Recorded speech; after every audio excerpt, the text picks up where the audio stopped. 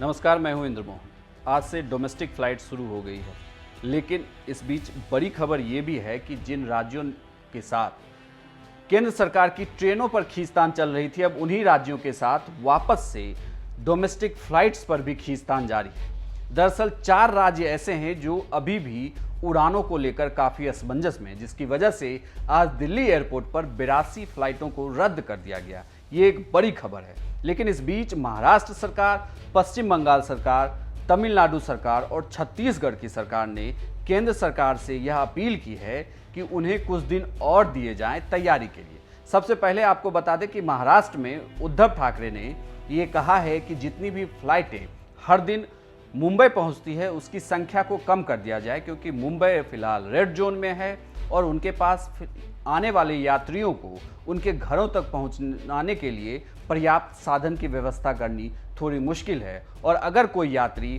किसी green zone से red zone में जाता है तो यह भी समस्या का कारण हो सकता है। ऐसे में वो चाहते हैं कि जो लोग दूसरे राज्यों में स्वस्थ हैं वो फिलहाल मुंबई या पुणे जैसे शहर में ना लौटे, जिसके लिए उन्होंने केंद्र सरकार से ये मांग की है कि प्लेनों की आवाजाही को थोड़ी कम कर दी जाए फिलहाल के आने वाले दिनों में।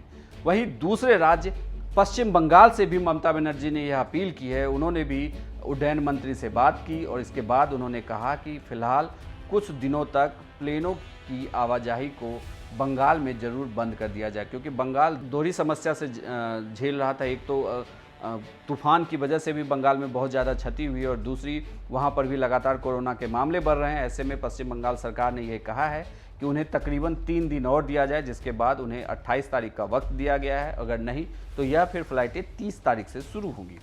वहीं छत्तीसगढ़ की भूपेश बघेल सरकार ने भी कहा है कि फ़्लाइटों के लिए फ़िलहाल उन्हें थोड़ा और वक्त दिया जाए। हालांकि छत्तीसगढ़ के लिए फ़्लाइटें उड़नी शुरू हो गई है, लेकिन उन्होंने भी कहा है कि फ़िलहाल सीमित संख्या में ही ये फ़्लाइटें आएँ, जिससे वो अगर कम से कम लोग आएंगे तो उन्हें ट्रैक करने में उन्हें सुविधा होगी और उनके हेल्थ का वो ध्यान रख सकेंगे।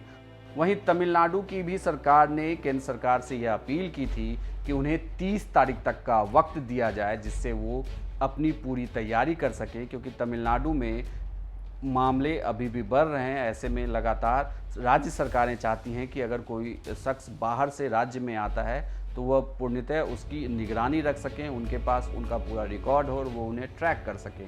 ऐसे में ये 4 राज्यों की लगातार केंद्र सरकार के साथ खींचतान जारी है। यही वो 4 राज्य थे जिनकी ट्रेनों को लेकर भी केंद्र सरकार के साथ खींचतान जारी थी। ट्रेनों को लेकर भी महाराष्ट्र में पीयूष गोयल और उद्धव ठाकरे के बीच ट्विटर पर जंग जारी थी। वहीं दूसरी ओर ममता बनर्जी की सरकार पर भी पीयूष गोयल ने आरोप लगाया था कि वो ट्रेनों की मांग नहीं कर रही। वहीं छत्तीसगढ़ की भूपेश बघेल सरकार ने भी कहा था और तमिलनाडु की सरकार ने भी कि केंद्र का रवैया उनके राज्यों के लिए ठीक नहीं है, जो गैर बीजेपी शासित राज्य हैं। ऐसे में अब उड़ानों को लेकर भी अब 4 राज्यों और वर्सेस केंद्र की सरकार आ गई है। ये 4 राज्य लगातार डिमांड कर रहे हैं कि फिलहाल उड़ानों को अगले 30 तारीख तक के लिए सस्पेंड कर दिया जाए या उड़ानों की संख्या को काफ़ी सीमित कर दी जाए।